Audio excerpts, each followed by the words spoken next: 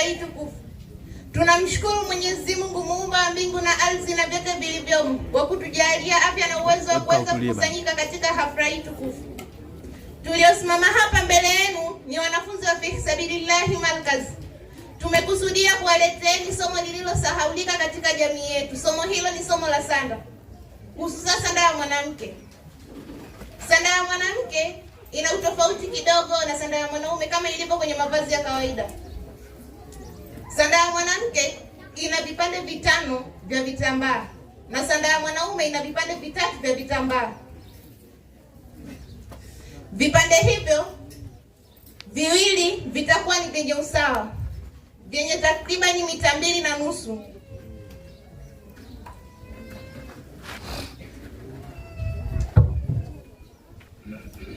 Vitakuwa kama hivi, na kitambaa kimoja kitakuwa kwa ajili ya gagulo na kitambaa kimoja kitakuwa kwa ajili ya gauni, na kitambaa kimoja kitakuwa chenye takribani mita 1 ambacho kitatumika kama ushungi. Ndugu zangu Waislamu, tunaelekea kwenye kutandika sanda yetu. Sanda hiyo tunaanza na kitambaa kimoja ambavyo ndio vitambaa viwili tulivyosema ni vyenye usawa.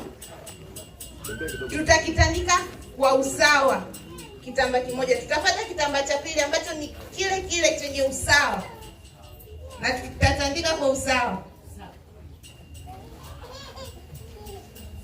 kama hivi.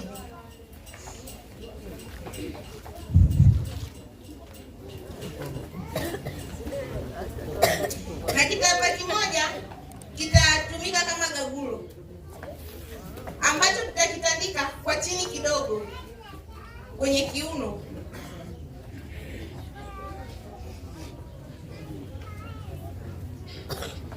Na kitambaa kimoja kitatumika kama gauni, na ndo maana kikatobolewa hapa.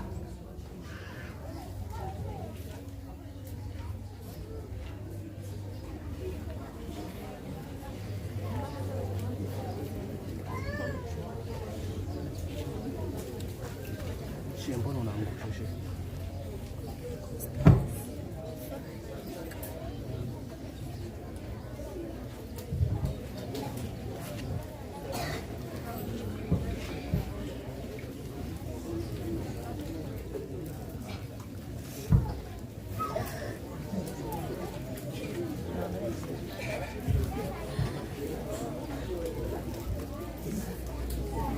Na kitambaa kimoja ambacho ndo kitambaa cha 5 kitatumika kama ushungi.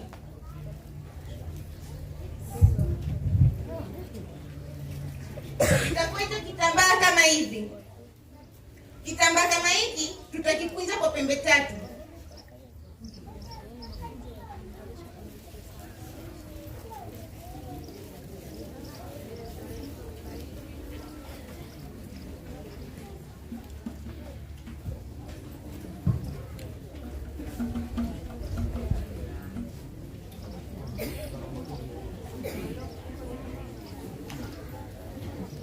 Na pembe 3 hiyo tutaikunja tena kwa pembe 3.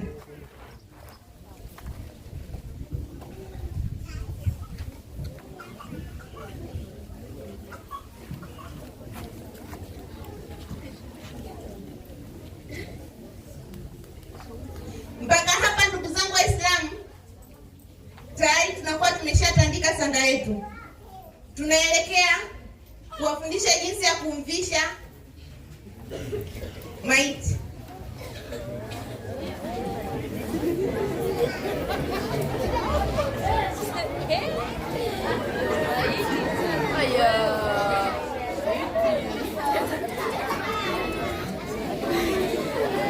Kabla ya kumweka tutakunja kwanza hii ambayo ndio inaitwa gauni. Tutaikunja ili tuweze kumvika vizuri.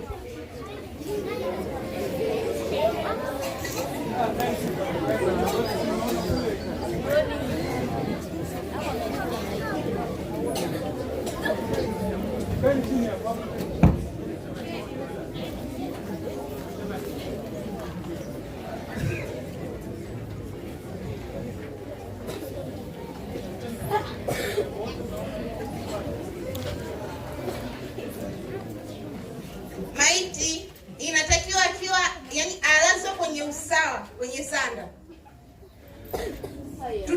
Tutalifunika gauni.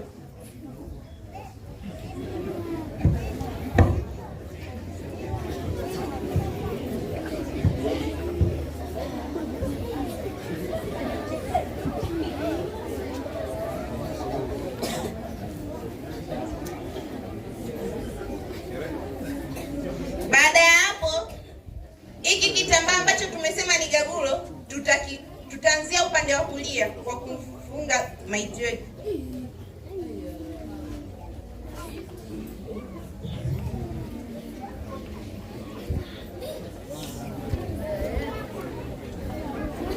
Upande huu wa kulia inabidi maiti abanwe, kwa kuwa huyu sio maiti, kwa tunalegeza. Tutapatia upande wa kushoto.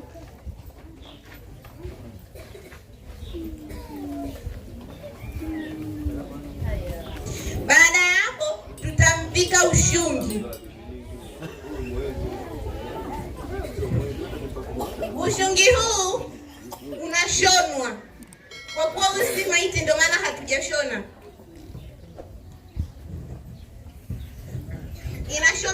Inashonwa kwa hapa.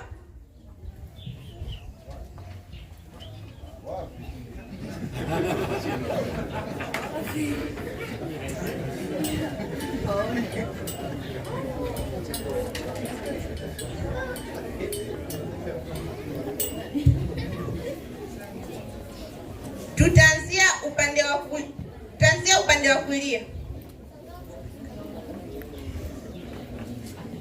Nafuata upande wa kushoto wa kulia. Wa kushoto.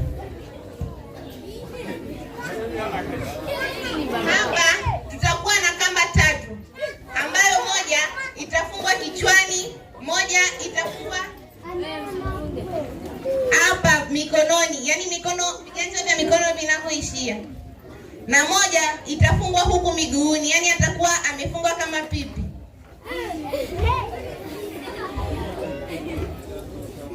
Mpaka hapa, ndugu zangu Waislamu, tumefika mwisho wa kumfunga sanda maiti wetu.